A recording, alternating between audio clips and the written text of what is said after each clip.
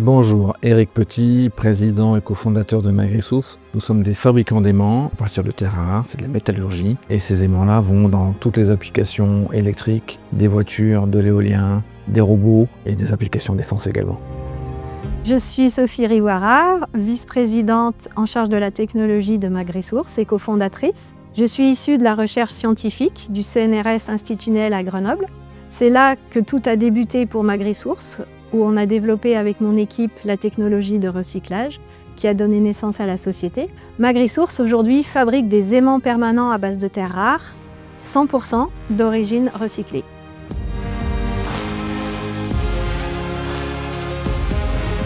L'étincelle de départ vient de la prise de conscience dans les années 2010 de la criticité des terres rares, ces matériaux qui rentrent dans la composition des aimants, indispensables à nos technologies de l'énergie, telles que les éoliennes, les voitures électriques. Et pour ma part, dans mon équipe au CNRS, nous avons décidé de prendre cette thématique en charge via le recyclage.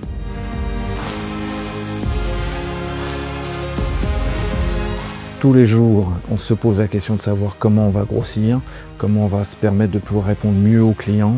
Cette filière de réindustrialisation, comment l'amener à une échelle suffisamment impactante pour nos industriels et pour l'Europe en général. Mon étincelle du quotidien, elle est basée sur le socle de MagResource, qui est notre modèle d'économie circulaire. Cela m'apporte une triple satisfaction. D'une part, de répondre à un problème environnemental, une pénurie de ressources et la gestion des déchets. De pouvoir également satisfaire un marché européen sur les aimants permanents.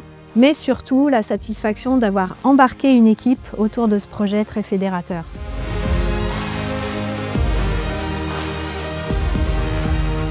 L'étincelle inattendue pour moi, ça a été d'être là au bon moment. C'est-à-dire que toutes les conditions soient réunies pour que le projet commence et se développe très rapidement. Donc en particulier un contexte post-Covid favorable à la relocalisation d'un certain nombre de productions qui nous sont indispensables.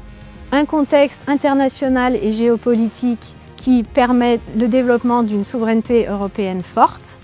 Et enfin, un fort soutien des pouvoirs publics dans ce projet.